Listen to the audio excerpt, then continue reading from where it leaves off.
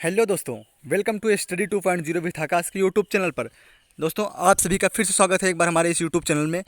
जैसा कि आप लोग जानते हैं, हमने 1 सितंबर से प्राचीन इतिहास का वीडियो स्टार्ट करने के लिए, प्राचीन इतिहास का जो सिलेबस स्टार्ट करने के लिए मैंने आपसे बोला था, वो कुछ टाइम बाद स्टार्ट हुआ। उसके लिए माफ़ी चाहता हूँ। हमारा, जैसा कि आप लोग जानते हैं, पार्ट फर्स्ट अपलोड हो चुका है। आप लोगों ने उस पर अच्छा कमेंट किया था, इसलिए क्या नाम है, हमने सेकंड पार्ट अपलोड करने का सोचा। तो आप लोगों के सामने हमारा प्राचीन इतिहास का जो सेकंड पार्ट है वो अपलोड होने चल रहा है।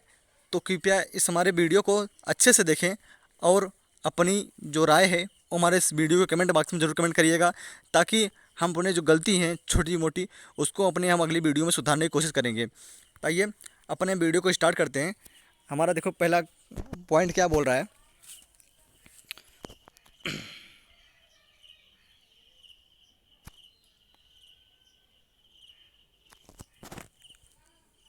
दोस्तों, जैसे कि लोग जानते हैं, हमारा जो फर्स्ट वीडियो था उसमें मैंने कुछ ग्रंथ और क्या नाम है, वेद और पुराण के बारे में बताया हुआ था।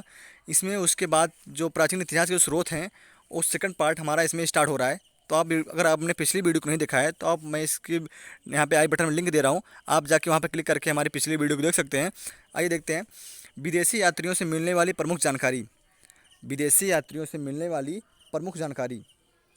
यूनानी रोमन लेखक टेसियस, यह ईरान का यह ईरान का राजा था। सॉरी, यह ईरान का राजवैद था। थोड़ा यहाँ पर टाइपिंग मिस्टेक हो गया है, उसके लिए माफ़ी चाहता हूँ। यह ईरान का राजवैद था। भारत के संबंध में इसका विवरण आश्चर्यजनक कहानियों से परिपूर्ण होने का कारण अविश्वसनीय है।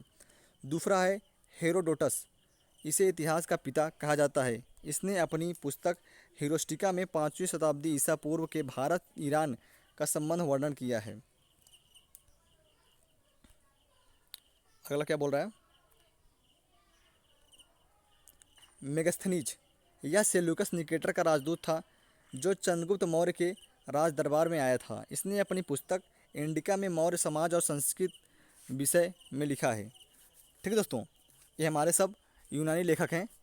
आइए हम चौथा देख लेते हैं। डाइमेकस, यह सीरियन नरेश आंतियोकस का राजदूत था, जो बिंदुसार के राज दरबार में आया था। पाँचवा है टालमी, इसने दूसरी शताब्दी में भारत का भूगोल नामक पुस्तक लिखी। दोस्तों, अब हमारा चीनी लेखक आ गए हैं। यूनानी लेखक खत्म हो गए, अब चीनी लेखक के देखते हैं क्या क्या पॉइंट है। चीनी लेखक नंबर 1, फाहियान, यह चीनी यात्री गुप्त नरेश चंद्रगुप्त द्वितीय के राजदरबार में आया था। इसने अपने विवरण में मध्य प्रदेश के समाज और संस्कृति के बारे में वर्णन किया है। जो फाहियान था वो मध्य प्रदेश के जो राज्य है वहाँ के समाज और संस्कृति के बारे में वर्णन किया हुआ है। अगले पॉइंट को देखते हैं।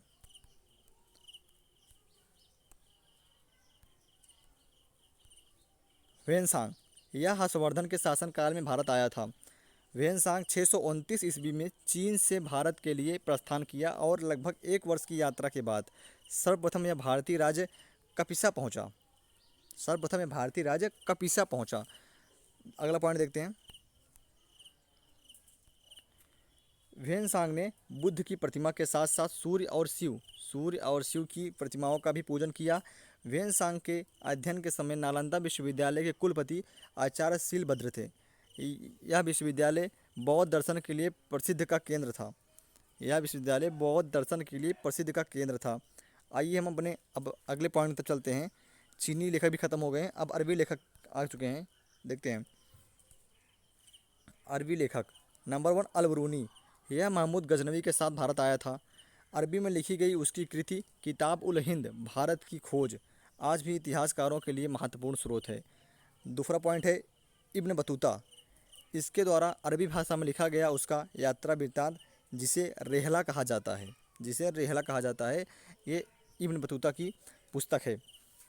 14वीं शताब्दी में भारतीय उपमहाद्वीप के सामाजिक तथा सांस्कृतिक जीवन के विषय में बहुत ही प्रसिद्ध तथा सबसे रोचक जानकारियाँ देता है। हमारा अगला पॉइंट,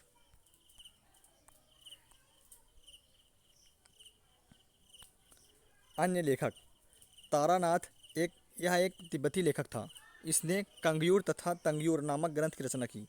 दोस्तों, एग्जाम में कई बार पूछा जाता है तंगयूर तथा कंगयूर नामक ग्रंथ की रचना किस लेखक ने की। इन्होंने तारानाथ ने किया था। ठीक है, तारानाथ ये तिब्बती लेखक थे। नंबर 2 है मार्को पोलो, 13वीं शताब्दी के अंत में पांड्य देश की यात्रा पर आया था। इसका विवरण पांड्य इतिहास के अध्ययन के लिए उपयोगी है। अगला पॉइंट, पुरातत्व संबंधित साक्ष्य से मिलने वाली जानकारी। भारतीय पुरातत्व शास्त्र का पितामह अलेक्जेंडर कनिंघम को कहा जाता है। सर्वप्रथम भारतवर्ष का जिक्र हाथी गुम्फा अभिलेख में है। सर्वप्रथम सिक्कों पर लेख लिखने का कार्य शासकों ने किया। समुद्रगुप्त की बीड़ा बजाती हुई मुद्रा वाले सिक्कों के उसके संगीत प्रेमी होने का प्रमाण मिलता है। दोस्तों समुद्रगुप्त बहुत संगीत प्रेमी था। जो इसके सबूत मिलते हैं, ये उसके जो मुद्रा थी, जो उसने मुद्रा जारी किए थे, उसके जो सिक्के थे उसके ऊपर इसके बीड़ा बजाते हुए चित्र अंकित हैं। आइए अपने अगले पॉइंट पे चलते हैं। देखते हैं हमारा कुछ महत्वपूर्ण स्रोत दिए हैं, कुछ महत्वपूर्ण अभिलेख हैं और उनके शासक, कौन सा अभिलेख किस शासक से संबंधित है यहाँ पे देख लें। बहुत इंपॉर्टेंट है दोस्तों, ये बहुत इंपॉर्टेंट है। एक बार देख लेते हैं। पहला है हाथी गुम्फा अभिलेख, कलिंग राजा खारवेल से संबंधित है।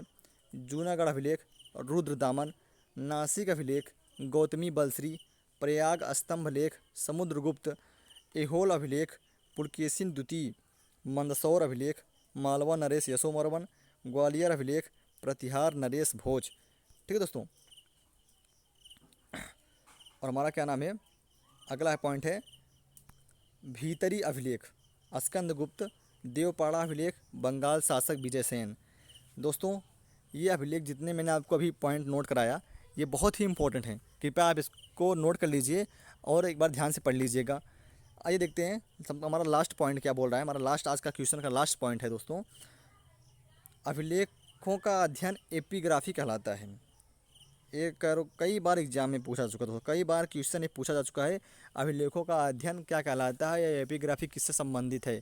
तो एपिग्राफी अभिलेखों के अध्ययन से संबंधित है दोस्तों आज का हमारा बस यही लास्ट पॉइंट था।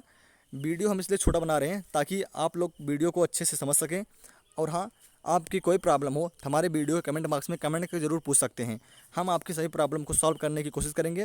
और हाँ दोस्तों, आप हमारे चैनल को सब्सक्राइब कर लीजिए और बगल में बेल आइकन को जरूर दबा दीजिए ताकि हमारी नोटिफिकेशन सबसे पहले आपको मिले। ओके दोस्तों, मिलते हैं नेक्स्ट वीडियो में, तब तक के लिए गुड बाय।